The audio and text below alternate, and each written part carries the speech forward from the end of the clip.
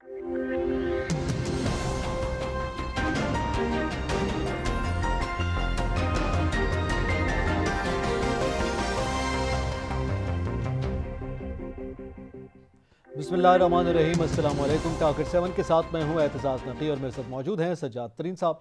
नाज़रीन, आज के प्रोग्राम में सबसे पहले हम जिक्र करेंगे, वज़ीर आज़म ने आज एक मनी लॉन्ड्रिंग के हवाले से जायज़ा इजलास में गुफ्तगू की है और कुछ अहकामात भी उन्होंने जारी किए हैं मनी लॉन्ड्रिंग के ख़िलाफ़ और मईशत के हवाले से जो उसके असरात मुरतब हो रहे हैं उस पर बातचीत की गई। इसको शामिल गुफ्तगू करेंगे। इसके साथ साथ उन्होंने महंगाई का भी ज़ाहिर इसमें जिक्र किया। इसके साथ हम बात करेंगे कि पीपल्स पार्टी ने भी बढ़ती हुई महंगाई के ख़िलाफ़ एहतजाज का ऐलान कर दिया है और पाकिस्तान पीपल्स पार्टी चूँकि यौम तासीस था उसके बाद से हम देख रहे हैं कि मुसलसल मुतहरिक हुई है और अब उन्होंने ज़िला वाइज जो है ये एहतजाज करने का ऐलान कर दिया है महंगाई के ख़िलाफ़ अवामी इशू पर। इसके साथ कराची में दहशत गर्दी का एक वाक़या हुआ है जिसमें सेक्रेटरी सिंध बार काउंसिल जनाब इरफान अली महर को कत्ल कर दिया गया है और उनको ज़ाहिर है ये बताया जा रहा है इस वक्त तक कि ये टारगेट किलिंग थी, लेकिन तहकीकात जारी हैं। ये सूरत हाल डेवलप हो रही है, इस पर भी हम बात करेंगे। और इसके साथ साथ पंजाब हुकूमत ने बल्दियाती इंतखाबात में EVM के इस्तेमाल का फ़ैसला कर लिया है और उसका ऐलान भी कर दिया गया है, तो इस पर भी बात करेंगे। और फिर पॉली क्लिनिक में करप्शन के हवाले से जो हम मुसलसल उसका फॉलो अप करते हैं उसका भी आज फॉलो अप स्टोरी करेंगे।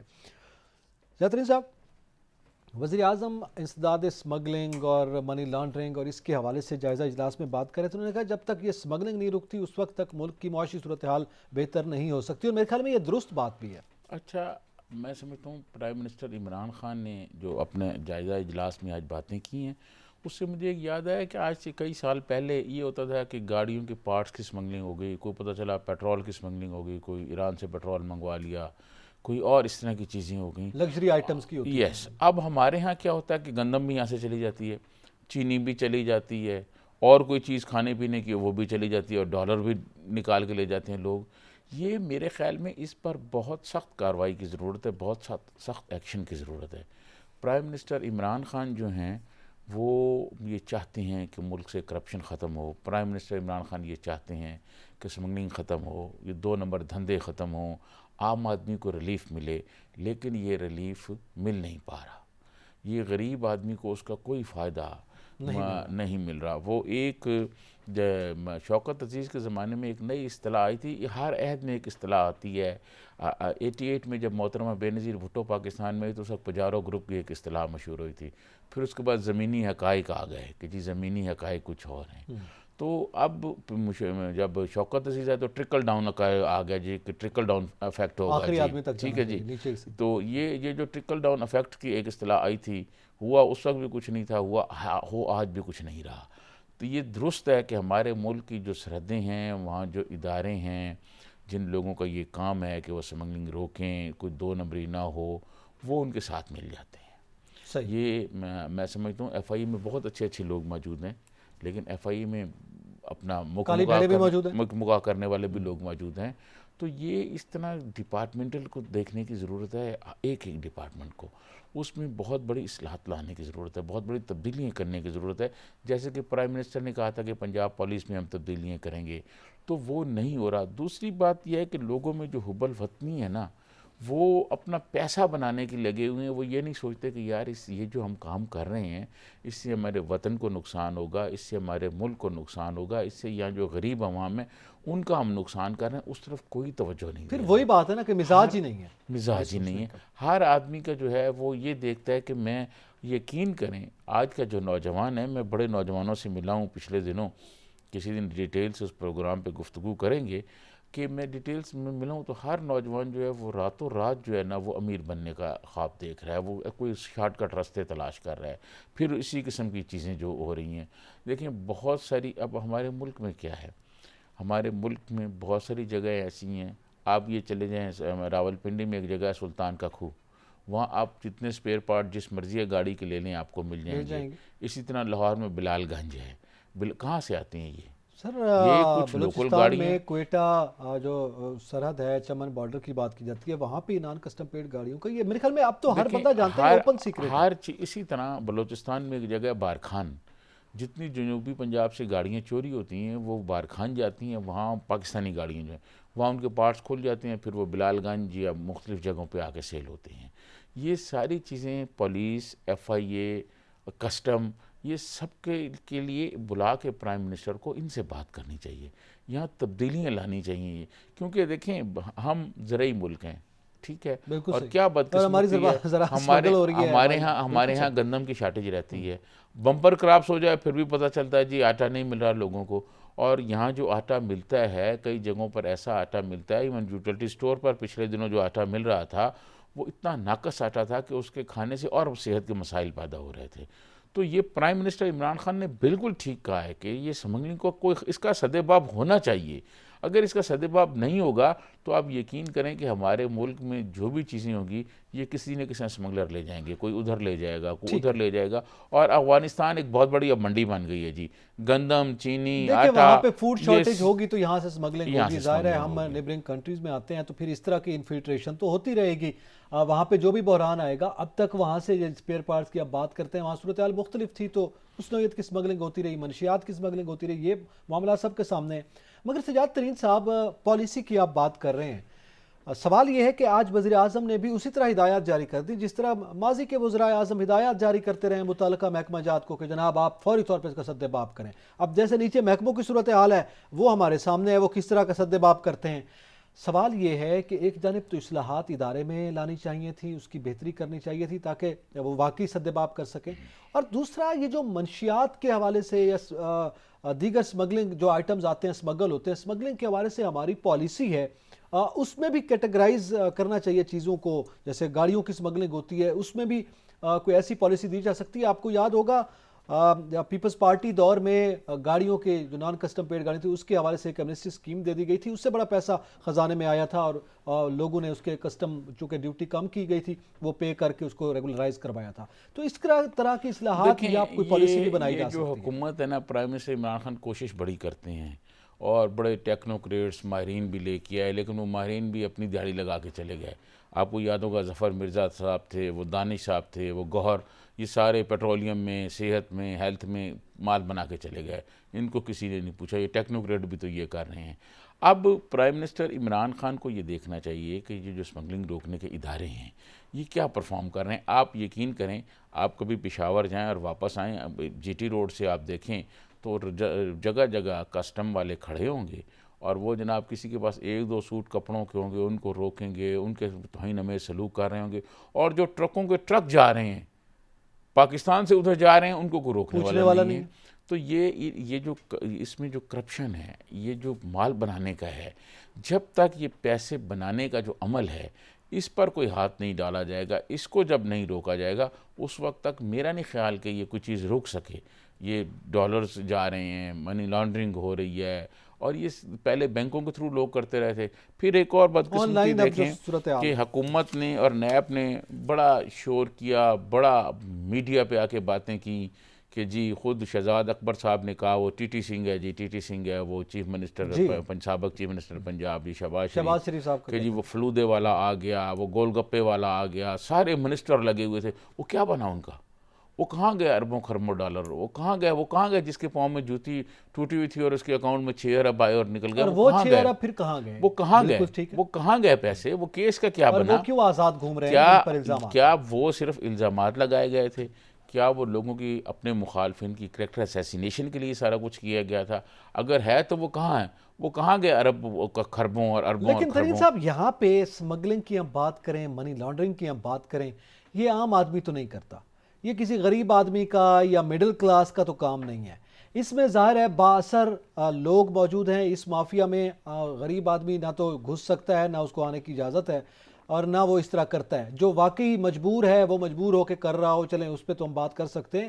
یہ تو بااثر لوگ ہیں، یہ تو اتنے بااثر ہیں کہ ان کے قد اداروں سے بھی بڑے ہیں. تو جن کے قد اداروں سے بڑے ہیں، پہلے تو ان کے قد آپ چھوٹے کریں تب جا کے آپ اداروں کو ہدایات جاری کریں. یہ آپ بالکل ٹھیک کہہ رہے ہیں، وہ بہت طاقتور لوگ ہیں کیونکہ ان کے پاس پیسہ ہے، وہ ہر طرف پیسہ دے کے کرتے ہیں. میں آپ کو عرض کروں، ہم تو اسمگلنگ میں کہہ رہے ہیں نا، آپ نے کہا کہ بڑے قداور لوگ ہیں. میں ایک نیوز پیپر میں کام کرتا تھا تو وہاں میں نے ایک سٹوری کی، ایک بہت بڑا فیچر کیا کہ یہ جو بھکاری بچے کھڑے ہوتے ہیں چھوٹے چھوٹے چوکوں پر، آپ نے جی دیکھا ہوگا ان کے پیچھے کون ہیں. یہ کیا پولیس ایکشن کیوں نہیں لیتی؟ یہ چودھری نثار علی خان صاحب جب وزیر داخلہ تھے تو ایک دفعہ میں نے ان سے بھی ڈسکس کی تو بہت ایکشن لیتے تھے وہ. تو وہ جناب آپ دیکھیں کہ ان کے پیچھے ایک بہت طاقتور لوگ ہوتے ہیں. اس سٹوری میں مجھے پتا چلا کہ بھائی بڑے بڑے پیسے والے لوگ جو ہیں وہ ان کے پیچھے ہوتے ہیں, اور جو ملک کے رش والے جو سگنل ہیں مختلف ان کے باقاعدہ ریٹس لگتے ہیں, تھانہ ان میں انوالو ہوتا ہے, سارے لوگ ان میں انوالو ہوتے ہیں. تو یہاں سے شروع ہوتی ہے صورتحال. بالکل اب یہ جو پیسے بنانے کا عمل ہے, یہ کسٹم والے کیا کر رہے ہیں آپ بتائیں؟ یہ جو سارے ان کا کام ہے یہ روکیں, کوئی روکنے کے لیے تیار نہیں. کیوں روکنے کے لیے تیار نہیں ہے؟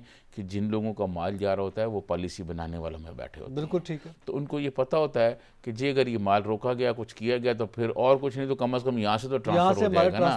اور چائنا بارڈر اور چائنا بارڈر اور چمن بارڈر اور یہ جو ہیں یہاں پر تو کسٹم والے جو ہیں وہ مطلب سمجھ لیں سونے کی کان سمجھ کے جاتے ہیں نا. دیکھیں نان کسٹم پیڈ گاڑی آپ اور میں چلا سکتے ہیں اس میں, یہی تو بات ہے جی. 62 لوگ چلاتے ہیں ان کو. یہاں اسلام آباد میں آپ دیکھیں بے شمار جو طاقتور لوگ ہیں جن کے پاس گن مین ہوتے ہیں جی, آگے پیچھے جا رہے ہوتے ہیں, وہ نان کسٹم پیڈ گاڑیاں چل رہی ہوتی ہیں, کوئی پوچھنے والا نہیں ہے.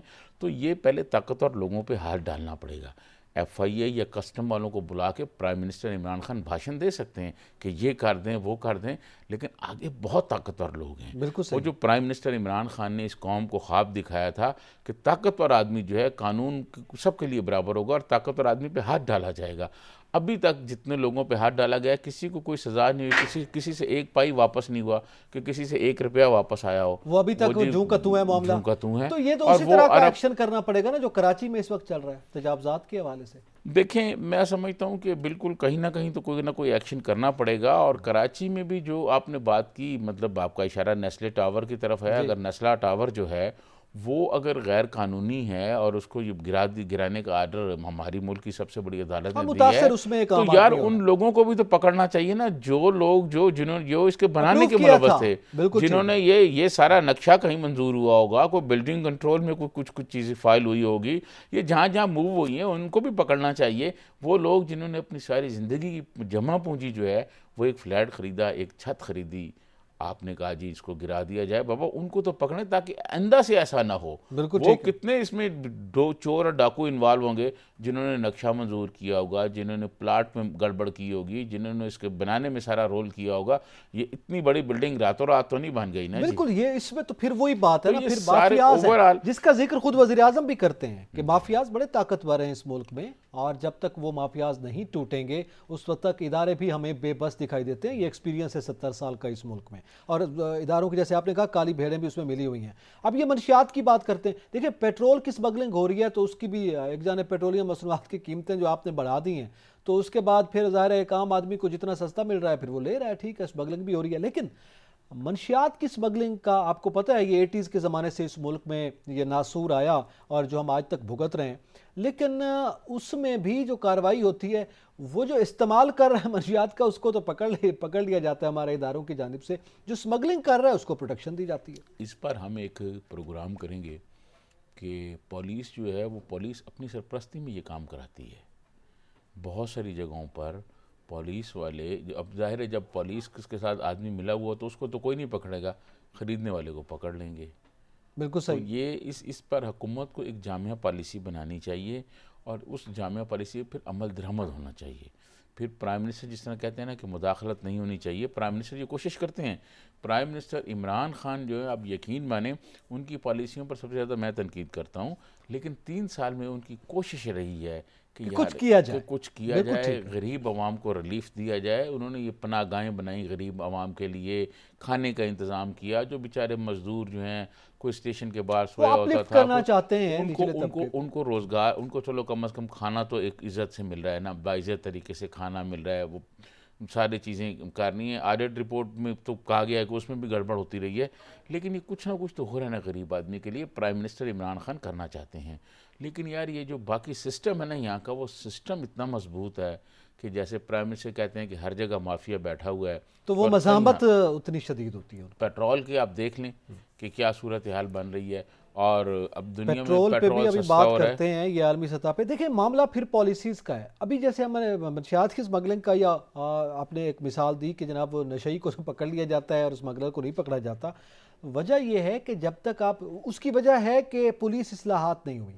اگر پولیس بہتر ہو جائے گی تو پھر صورتحال اچھی ہوگی، ورنہ وزیر اعظم متعلقہ محکموں کو اور پولیس کو اور آئی جیز کو جناب اسی طرح ہدایات دیتے رہیں گے اور وہ ایک سرکولر جاری ہو جائے گا، ایک آرڈر جاری ہو جائے گا، مگر صورتحال جوں کی توں رہے گی جب تک انٹرنلی ادارے ٹھیک نہیں ہوں گے۔ ایک تو یہ ہے، دوسرا پیٹرول کی آپ نے بات کی، اس کا بھی ذکر کرتے ہیں، اس پہ پیپلز پارٹی بھی احتجاج کرنے جا رہی ہے، اس پہ بھی بات کرتے ہیں۔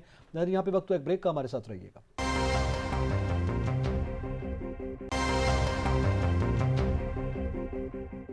ویلکم بیک ناظرین، ذکر کریں گے ایک تو پیٹرول کی بڑھتی ہوئی قیمتیں، مہنگائی کا سیلاب، اور اس پر پھر جو بالخصوص پاکستان پیپلز پارٹی نے احتجاج کا اعلان کیا ہے، اپوزیشن جماعتوں کا رویہ بھی، ہم اس پہ بھی بات کرتے ہیں۔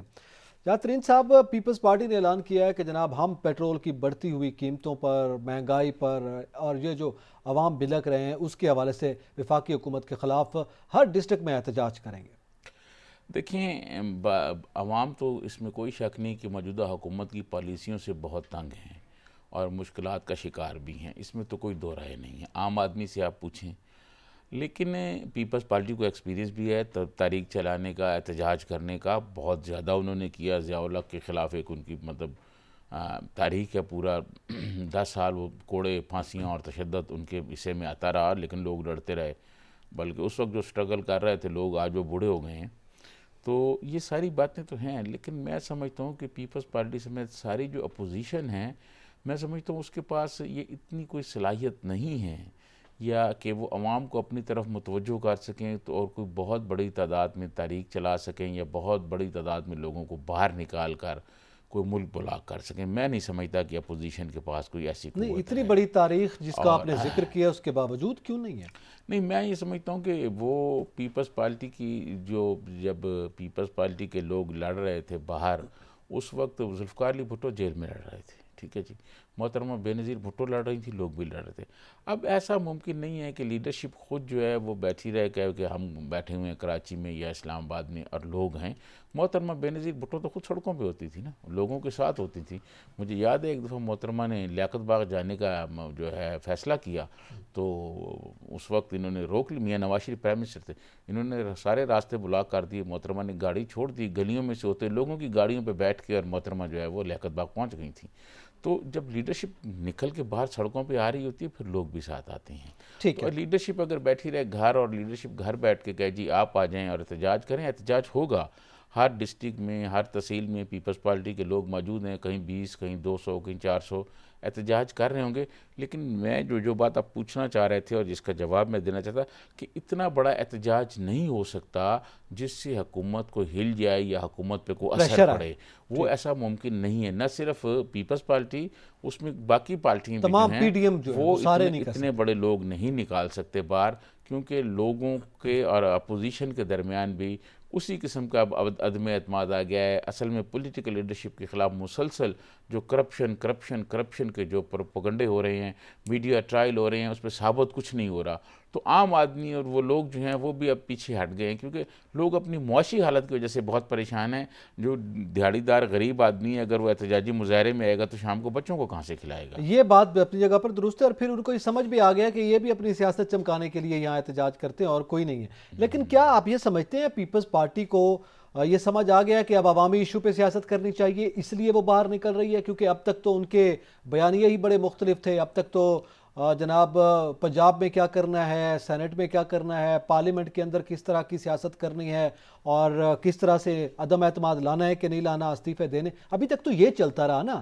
کیا آپ سمجھ آ گئی ہے کہ عوام کی طرف رخ کیا جائے؟ دیکھیں، بات یہ ہے کہ پیپلز پارٹی نے جو اپنے یوم تاسیس پہ پشاور میں جلسہ کیا ہے وہ بہت بڑا جلسہ تھا۔ یہیں ہمارے بیورو چیف بتا رہے تھے پشاور والے ہمارے کل کے پروگرام میں کہ وہ پی ڈی ایم کے جلسوں سے بڑا جلسہ تھا۔ تو پیپلز پارٹی کی لیڈرشپ کو یہ تھوڑا سا احساس ہوا ہے کہ لوگ ان کی طرف متوجہ ہونا چاہتے ہیں، ناراض لوگ بھی ساتھ آنا چاہتے ہیں، تو وہ اس مہنگائی کے خلاف جو ہے ایک اس سلوگن پر وہ احتجاج باہر کر نکلے۔ کے اور اس سلوگن پر آگے کر کے وہ اپنے لوگوں کو ساتھ میں لانے کی کوشش کر رہے ہیں۔ اس میں کس حد تک کامیاب ہوتے ہیں، اس کا آنے والا فیصلہ جو ہے، آنے والا وقت فیصلہ وقت کرے گا۔ جو ہے وہ بتا دے گا کہ کتنی حد تک لوگ اس ایشو پر ان کا ساتھ دیتے ہیں۔ لیکن لوگ تو احتجاج پر ہیں سجاد ترین صاحب، خود کوئی لیڈرشپ نہیں ہے، ہر طبقہ، ہر شعبہ اپنے جو ان کے لوکل سطح پہ لیڈرز ہیں یا کسی طرح کی ان کی آرگنائزیشن بنی ہوئی ہیں، یونینز بنی ہوئی ہیں، وہ احتجاج کر رہے ہیں۔ ہم دیکھ رہے ہیں کہ اساتذہ احتجاج پر ہیں، ہم دیکھ رہے ہیں تاجران، کل ہم نے گفتگو کی، وہ احتجاج پر ہیں۔ ہم دیکھ رہے ہیں کہ پہلے اس سے میڈیکل سٹاف جو ہے وہ احتجاج پر تھا، طلباء اور طالبات جو ہیں وہ احتجاج پر ہیں، یعنی مسلسل جو احتجاج کی اس وقت فضا ہے وہ تو ہمیں بنتی ہوئی دکھائی دے رہی ہے، عوام کا سمندر تو باہر نکل آیا۔ دیکھیں میں آپ کو بتاؤں، بات یہ ہے کہ یہ جو احتجاج آپ نے بتائی ہے نا، یہ بغیر لیڈر کے لوگ خود ہی باہر نکل رہے ہیں، اور یہ احتجاج اگر زیادہ بڑھ جاتے ہیں اور اس میں عام آدمی بھی شامل ہو جاتا ہے تو ایسے احتجاج جو ہیں وہ بہت نقصان دہ ہوتے ہیں، جس کی لیڈرشپ نہ ہو۔ لیڈرشپ نہ ہو، اور بغیر کسی لیڈر کے جو احتجاج شروع ہونا ہو جائیں وہ بہت مسائل پیدا کرتے ہیں، گو کہ وہ اس احتجاج میں ہی اپنی لیڈرشپ جو ہیں وہ اس میں پیدا ہو جاتی ہے اور وہ آ جائے گی اور وہ کر لیں گے، لیکن ایسے احتجاج جو ہیں وہ اگر وہ بڑھ جائیں تو وہ بہت تجربہ کار لیڈرشپ کو آنا زیادہ نقصان دہ ہوتے ہیں۔ لیڈر کو پتہ ہوتا ہے کہ کہاں تک ہیٹ اپ ہونی ہے، کہاں تک صورتحال لے کے جانی ہے، پھر اس کو ریورس کرنا ہے، جو بغیر اس کی ہوتی ہے وہ پھر کنٹرول سے باہر ہو جاتی ہے، پھر اس کو سنبھالنا۔ دنیا بھر میں جو احتجاجی تحریکیں چلی ہیں اور اس طرح کی چلی ہیں، آپ اگلے ہفتے پروگرام رکھیں، پھر میں انقلاب جو ہے بتاؤں گا کہ انقلاب فرانس میں جو تحریک چلی اس کا کیا نتیجہ ہوا، پھر اس کے بعد اور مطلب یورپ کی کئی تحریکیں تھیں، پھر رینیسن کی جو تحریکیں چلیں وہ کیا تھیں، پھر اس کے بعد اپنا جو لینن کا انقلاب تھا وہ کیا ہوا، وہ تو پھر ایک بہت بڑی تحریک ہے، اس میں بہت بڑی چیزیں پھر آگے پیچھے ہو جاتی ہیں۔ نہیں، ہمارا تو بر یہ صغیر کا بھی انقلاب کوئی کم نہیں تھا، ڈیموکریٹک انداز میں اور بڑے طریقے سے جو جناح صاحب نے قائد اعظم محمد علی جناح نے کیا میں تو لوگ تو موبلائز ہوئے نا، یعنی اپنے حقوق کے لیے ایک الگ ملک کا قیام عمل میں آیا۔ تو یہاں پہ بھی ایک ہے، گو کہ وہ انداز ہمیں فرانس والا شاید یہاں کے مزاج میں نہیں ہے، پھر رویوں پہ بھی بات ہو سکتی ہے کہ وہاں کا رویہ احتجاج کا کیا ہے اور سب کانٹیننٹ کا یا ہمارے ملک کا کیا ہے، تو اس پہ تو بات ہو سکتی ہے۔ لیکن تھوڑا سا اب میں یہ جاننے کی کوشش کر رہا ہوں کہ جناب لوگ تو ٹھیک ہے وہ نکل رہے ہیں، اور بالخصوص آپ کے علم میں لوگوں کے ذہن میں سے کیا ہے، آپ ملتے ہیں لوگوں سے، ہم ملتے ہیں، وہ بات کر رہے ہیں کہ جناب ہمیں یہ سمجھ آ رہی ہے کہ اب کوئی شدید اور بڑا احتجاج جس میں شدت ہو، جب تک وہ نہیں کیا جائے گا اس وقت تک ہماری بات نہیں مانی جا سکتی۔ ہم سوبر انداز میں کہہ کر حکومت کو تھک چکے ہیں، اور ٹی ایل پی والے کیس کے بعد ہم نے دیکھا کہ جتنا شدید احتجاج ہوا، حکومت نے گھٹنے ٹیکے، مطالبات مانے گئے اور ساری بات جو ہے تسلیم کر لی گئی۔ تو یہ ایک راستہ ہے، ہمیں اس حکومت میں یہی سمجھ آیا۔ دیکھیں، ایک تو پہلے میں آپ کو یہ لوگوں کی رائے ہے۔ جی، جو پہلی گفتگو ہم کر رہے تھے جس میں آپ نے یہ کہا کہ ہمارا مزاج نہیں ہے وہ والا، ایسی بات نہیں ہے۔ 1966-67 میں جو 140 دن تحریک چلی، جس میں مزدوروں نے مختلف فیکٹریوں پہ قبضے کر لیے، مختلف اداروں پر قبضے کر لیے، اور جس کے بعد بھٹو صاحب آئے اور انہوں نے پھر نیشنلائز کرائی اور وہ کرایا۔ میں سمجھتا ہوں لوگ یہ کہتے ہیں نا کہ ذوالفقار علی بھٹو نے عوام کو زبان دی، میں سمجھتا ہوں کہ بھٹو کو زبان جو ہے وہ عوام نے دی، کہ عوام نے ماحول اتنا اپ کر دیا تھا کہ اس میں ذوالفقار علی بھٹو نے وہی باتیں کی جو عوام کے چاہتے تھے، ان سے ہٹ نہیں سکتے تھے۔ تو یہ ماحول ایسا ہوتا ہے۔ 67-66 میں جو 140 دن وہ تحریک چلی ہے، اس کا ریکارڈ موجود ہے، کسی دن ہم اس پہ پروگرام بھی کر بس سکتے ہیں۔ 60 تک ہی چلی ہے سر، نہیں، پھر ہم نے وہ 80 کا زمانہ بھی دیکھا ہے، پھر ہم نے ڈکٹیٹرشپ بھی دیکھی ہے۔ دیکھیں عوام، دیکھیں اس وقت بھی اگر لیڈرشپ ہوتی نا تو شاید فرانس سے بھی آگے کے حالات ہو جاتے، اس وقت لیڈرشپ نہیں تھی، عوام خود نکلے ہوئے تھے۔ پھر جو آپ نے بات کی بھٹو صاحب کے خلاف ایک تحریک چلی جو اسلام کے نام پر چلائی گئی اور تاریخ مطلب نفاذ نظام مصطفیٰ کے حوالے سے آئی، 9 ستاروں کی تحریک چلی، لیکن وہ اس میں بھی لوگ نکلے، لیکن وہ تحریک پھر اس وقت جو ہے اپنے عروج کو پہنچ گئی جب ضیاء الحق نے اس تحریک میں شامل جماعتوں کو اپنی مجلس شورا میں لے لیا، اس آدھے سے زیادہ لیکن وہ مجلس شورا پالیسی کے پہ تھی نا، ممبر چلیں بن وہ گئے۔ کسی اچھا، اس اب ویژن پہ تھی، میں عرض جو کروں بھوک سے احتجاج ہوتا ہے، میں آپ کو عرض کروں جو اس کے بعد 77 میں کے بعد آئے ضیاء الحق آ گیا، بھٹو صاحب کو نکال دیا گیا، پھانسی دے دی گئی۔ پھر جو پیپلز پارٹی اور ایم آر ڈی نے جو تحریک شروع کی اس میں بھی بہت مزاحمت ہوئی، اس میں کوئی شک نہیں ہے، لیکن آج جو حالات ہیں وہ تھوڑے سے، اور اب دیکھیں ملک میں ایک جمہوری حکومت ہے، فرینچ ریولیوشن کی بات کرتے ہیں تو وہ بھوک بنیادی فیکٹر تھا۔ جی، میں یہ اسی طرف ہی آ رہا ہوں، یہاں پہ تو چلو وہ سلوگنز تھے نا جس پر احتجاج ہوتے ہیں۔ میں آپ کو عرض کروں، اب میں اسی طرف آ رہا ہوں کہ یہاں جو غربت اور بے روزگاری اور مہنگائی ہو رہی ہے، یہاں کا جو عام محنت کش ہے، یہاں کا جو مزدور ہے، یہاں کا جو حری ہے، وہ بہت مشکل میں ہے۔ میں ہر پروگرام میں یہ بات کرتا ہوں کہ مزدور اور لیبر طبقہ جو ہے، محنت کش حری، بہت مشکلات کا شکار ہے، اور یقین کریں کہ ان کا جو صبر ہے وہ جس دن جواب دے گیا، آپ دیکھیے گا کہ وہ سڑکوں پہ نکل آئیں گے، اور وہ پھر جو مومنٹ چلے گی اس میں یہ پھر جو ہمارے لیڈرز جو ہمیں نظر آ رہے ہیں نا سامنے، یہ جن کے بارے میں کہتا ہوں کہ یہ پیلے آسمان کے لوگ ہیں، یہ کچھ نہیں کر سکتے. آپ دیکھیں، میں آپ کو عرض کروں کہ بہت بڑے بڑے ایک اچھی امید ہے. بڑے ٹھیک ہے. فلاسفرز نے جو باتیں کی، کیا وہ لوگ جو کھڑکی سے دھوپ اور سردی کا نظارہ لیتے ہیں، جائزہ لیتے ہیں، یا کتابوں میں پڑھتے ہیں دھوپ اور گرمی اور سردی اور محنت کش اور بھوک کے بارے میں جو کتابوں میں پڑھتے ہیں، اور خود کبھی فیس نہیں ان کی، کو کیا پتا وہ اس قوم کی قیادت کر تو سکتے یہی ہیں؟ تو میں کہہ رہا ہوں نا وہ سر، کیسے قیادت کر سکتے تو ہیں؟ پھر کیسے وہ لیڈرز پیدا ہوں گے، کیسے احتجاج آگے میں آپ بڑھے کو گا؟ عرض کروں کہ عوام جب نکلے گی نا باہر، تو عوام اپنا لیڈر خود بنا لے گی، پھر عوام اپنے میں سے لیڈر چلے بنا سر، لیں گی. اچھی امید ہے، آپ ایک اچھی امید رکھتے ہیں، ہم بھی دعا کرتے ہیں، ہم دعا گو ہیں. معاملہ یہ نہیں ہے کہ کوئی مایوسی ہے یا کسی، آپ ایک انقلاب کی امید رکھتے ہیں، اللہ کرے آ جائے، لیکن صورتحال جو ہے وہ روز بروز ہم جب گلوبل ورلڈ میں دیکھتے ہیں پھر بات کہیں اور چلی جائے گی، تو پھر معاملات کہیں اور جا رہے ہیں. اب صورتحال جو ہے وہ تبدیل ہو رہی ہے، میری اوپینین ہے، آپ اس سے اختلاف کر سکتے ہیں. لیکن اب ذرا پیٹرول کی قیمتوں پہ بھی اگر آپ اجازت دیں تو بات کر لیں، اس پہ بھی آپ کمنٹ کر سکتے ہیں، لیکن میں سوال سامنے رکھ دوں. وہ یہ ہے کہ عالمی سطح پر پیٹرول کی قیمتیں کم ہوئی ہیں. اب یہ بات کی جا رہی ہے، لوگ یہ بات کر رہے ہیں کہ جناب پہلے جب آپ قیمتیں بڑھا رہے ہیں، آپ کہہ رہے ہیں عالمی سطح پہ بڑھ گئیں، اب یہ جو کم ہوئی ہیں قیمتیں، تو ہمیں اس کا فائدہ تو دیں. اپوزیشن بھی یہ بات کر رہی ہے، اور وہ یہ کہا جا رہا ہے کہ ٹیکس کی مد میں ڈیزل کا یہ فگر آ رہا تھا کہ 33 روپے 29 پیسے جو ہے وہ خالی ٹیکس ہے، اور جو قیمت ہے وہ اس سے کہیں کم ہے. آپ کو یاد ہوگا اسد عمر صاحب یہ ایسے فگرز دیا کرتے تھے کہ جناب اگر یہ ٹیکس ہٹا دیا جائے تو جناب پیٹرول کی قیمت جو ہے وہ 30 روپے 40 روپے ہو جائے گی، بلکہ اس سے بھی کم کا فگر 20-25 کا دیا کرتے تھے اس زمانے میں. تو یہ جو ٹیکس ہے یہ بڑا ظلم ہے. تو آج وہی فگر سامنے آ رہے ہیں. دیکھیں، پاکستان جو ملک ہے نا، پاکستان ایک ایسا ملک ہے جہاں اپوزیشن آپ بہت مزے سے اور بہت زبردست طریقے سے کر سکتے ہیں. اپوزیشن میں جو باتیں آپ کہتے ہیں وہ حکومت میں آ کے نہیں کر سکتے. آپ اسد عمر کی بات کرتے ہیں، پرائم منسٹر عمران خان نے کہا تھا کہ خودکشی کر لوں گا لیکن آئی ایم ایف کے پاس نہیں جاؤں گا، اور بار بار آئی ایم ایف کے پاس جا رہے ہیں. ٹھیک ہے، بار بار جا رہے ہیں. تو اب جو پیٹرول کی صورتحال ہے، اچھا، تو اگر مجھے اجازت دیں تو اس پہ میں آپ کا کمنٹ لیتا ہوں. ابھی مجھے بریک کا کہا جا رہا ہے، تو بریک کے بعد اس پہ بھی بات کرتے ہیں، اور پھر آگے جو کچھ معاملات حکومت کے سامنے آ رہے ہیں اس پہ بھی بات کرتے ہیں. ناظرین، یہاں پہ وقت ایک بریک کا، ہمارے ساتھ رہیے گا.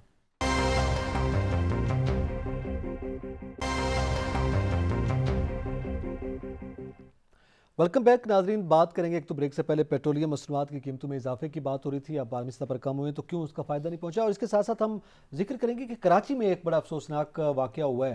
سیاح ترین صاحب، آپ کے علم میں ہے وہ پیٹرول کے حوالے سے آپ بات مکمل کر لیں، پھر میں یہ سوال آپ کے سامنے. میں یہ کہتا ہوں کہ پیٹرول کی قیمتیں جو ہیں نا ہمارے ملک میں، یہ حکومت کہتی ہے جی 2 مہینے بعد اثر پڑیں گے، وزیر اطلاعات جو ہیں، لیکن یہاں جب بڑھانی ہوتی ہیں تو وہ اسی وقت بڑھا دیتی ہیں. دنیا میں جب قیمتیں بڑھتی ہیں تو کہہ دیا جاتا ہے جی اب قیمتیں بڑھ گئی ہیں اور ہم بھی قیمتیں بڑھا رہے ہیں.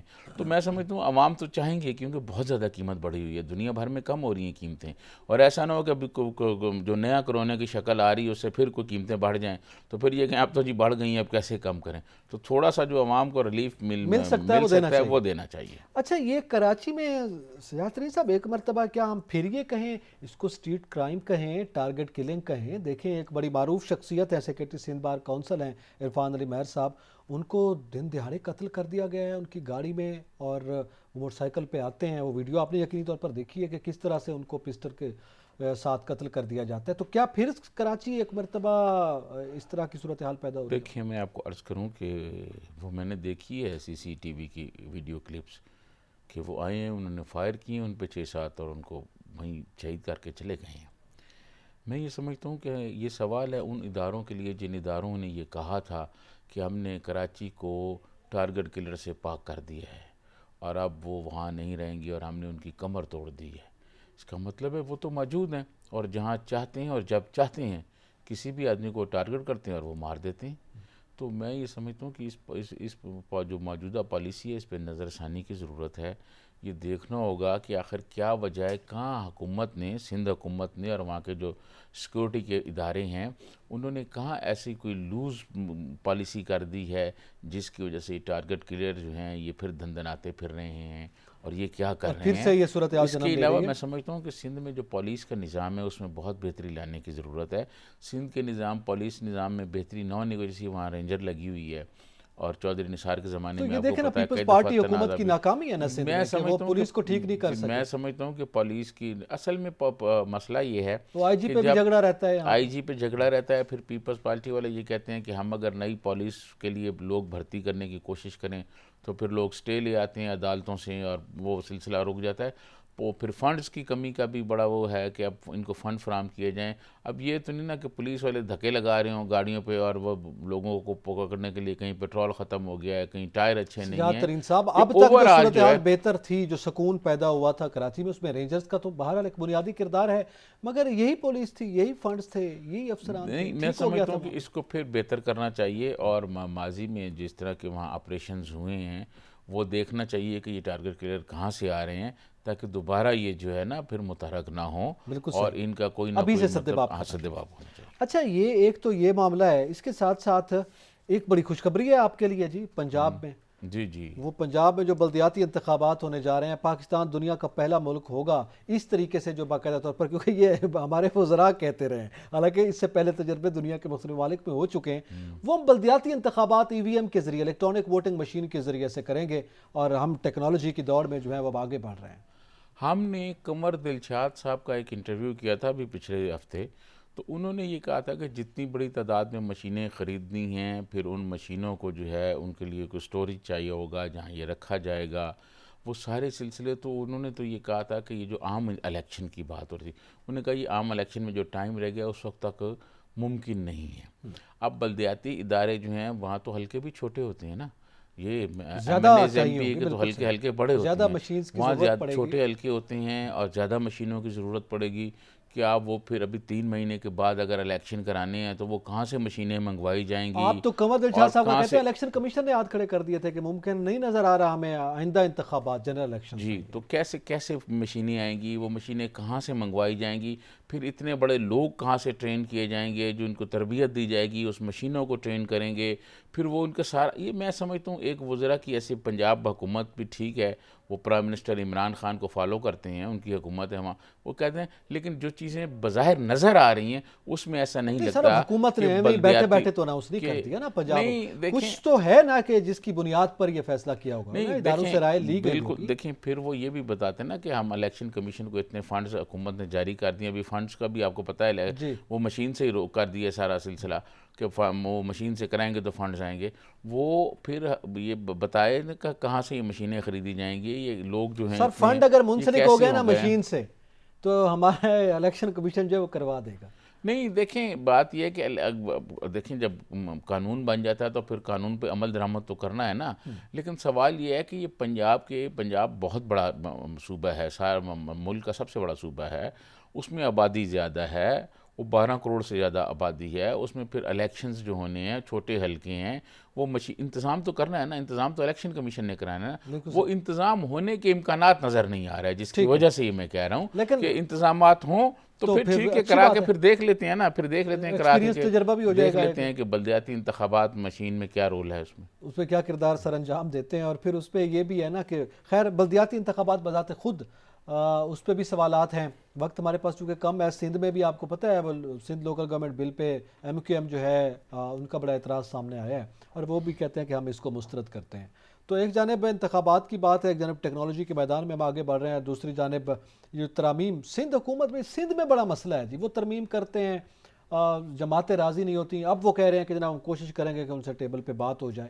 تو کیا وجہ ہے یہ ترمیمی بل کا؟ دیکھیں میں سمجھتا ہوں کہ بات یہ ہے کہ جب مشرف کا زمانہ تھا، جنرل مشرف کے زمانے میں بھی ایم کیو ایم کو کراچی دیا گیا تھا، پورا سندھ ان کے حوالے تھا، تو اس وقت بھی عوام کے لیے تو کوئی بہتری نہیں کر سکے نا. تو ابھی جن کو اعتراض ہے، میں سمجھتا ہوں پیپلز پارٹی ان کے ساتھ بیٹھے گی، ٹیبل پر بیٹھ کے مذاکرات ہو جائیں گی. اگر اس کو بہتر ہو سکتا ہے تو بہتر کرنا چاہیے. چلیں یہ بڑی اچھی بات ہے.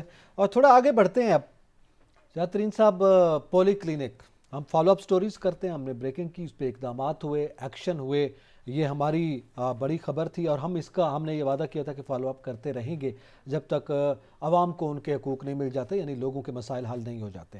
اب ایک اور سٹوری ہے، آپ یہ بتا رہے تھے کہ وہ ڈاکٹروں کے درمیان کوئی رسہ کشی چل رہی ہے اب سٹور انچارج کے حوالے سے. میں آپ کو بتاؤں کہ ہم نے جب پہلی سٹوری کی اس پر تو بہت سارے لوگوں نے بہت ساری باتیں کی، فون کیے اور بڑے وہ چیزیں کہانیاں میں سناتے رہے.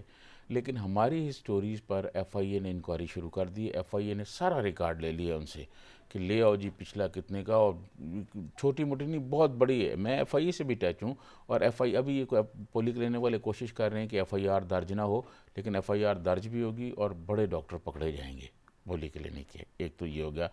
دوسرا, انہوں نے کوشش کی, جو پبلک اکاؤنٹ کمیٹی تھی اس کی ذیلی کمیٹی نے کہا کہ فرانزک آڈٹ کرایا جائے پچھلے 3 سال کا.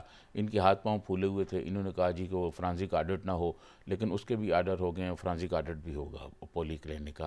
دودھ کا دودھ اور پانی کا پانی ہو جائے گا. پھر اب کیا ہو رہا ہے پولی کلینک میں؟ اب یہ ہو رہا ہے کہ ڈاکٹر امان اللہ خان جو ڈپٹی ای ڈی ہیں, انہوں نے چند دن پہلے کہا جا کے ایگزیکٹو ڈائریکٹر ڈاکٹر شاہد حنیف صاحب کو کہ میڈیکل سٹور کا چارج مجھ سے لے لیں, اور کہا کہ جی فلاں فلاں کے ساتھ میں نہیں کام کر سکتا, آپ لے لیں. ٹھیک ہے جی. انہوں نے کہا ٹھیک ہے. انہوں نے دوسرے ڈپٹی ای ڈی افتخار نارو صاحب کو بلایا اور کہا جی ڈاکٹر امان سے چارج لے لیا جائے اور ڈاکٹر فیاض کو دے دیا جائے. اچھا ٹھیک ہے جی.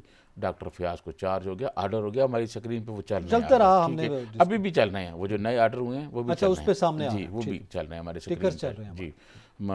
وہ ڈاکٹر آرڈر بھی چل رہے ہیں کہ آرڈر کی جو کاپیاں ہوئی ہیں نہیں. اچھا جی, اب اگلی بات سنیں جناب. 2 دن بعد ڈاکٹر امان اللہ خان نے کہا جا کے ای ڈی کو, ڈاکٹر شاہد حنیف صاحب کو, کہ بابا یہ جو انکوائریاں ہو رہی ہیں یہ پھر آپ ہی بھگتے ہیں, ایف آئی اے والی اور ادھر. اچھا یہ آنے جانے میں جو مسئلے مسائل اور سارا کچھ ہے, اس کا خرچہ یہ سارا سسٹم نظام کیسے ہوگا؟ تو یہ جی آپ جو ہے نا آپ ہی کریں. پھر اس طرح نہیں ہوتا کہ مجھے آپ نے اسٹور کا چارج میں نے چھوڑ دیا ہے تو مجھے اسٹور کا چارج واپس دیں. اصل میں بنیادی جو چیز ہے وہ یہ ہے کہ پولی کلینک کا جو میڈیکل سٹور ہے جہاں دوائیں آتی ہیں وہ بنیادی طور پر سونے کی چڑیا ہے, سونے کی کان ہے. صحیح. وہ سٹور جہاں یہ انسٹرومنٹ آتے ہیں وہ آتے ہیں گھپلوں کے حوالے سے ہم خبریں چلاتے ہیں. بالکل صحیح. یہ اس کی وجہ سے ڈاکٹر جو ہیں امان صاحب انہوں نے یہ کہا اور پھر 2 دن بعد ان کو دوبارہ چارج دے دیا گیا. یہ ایک بہت بڑی سٹوری ہے, آئندہ بھی ہم کریں گے اور پھر عوام کو بتائیں گے کہ کیسے لوٹ مار ہو رہی ہے پولی کلینک. بالکل صحیح ہے. میرے خیال میں پروگرام کا وقت بھی اختتام پذیر ہوا ہے. سجاد ترین صاحب آپ نے یہ بتایا, آنے والے دنوں میں ہم اس پہ میرے خیال آئندہ روز بھی جو ہماری گفتگو ہوگی اس پہ بھی ہم کرتے رہیں گے. اسی کے ساتھ ہی اعتزاز نقی اور سجاد ترین کو اجازت دیجیے. اللہ حافظ.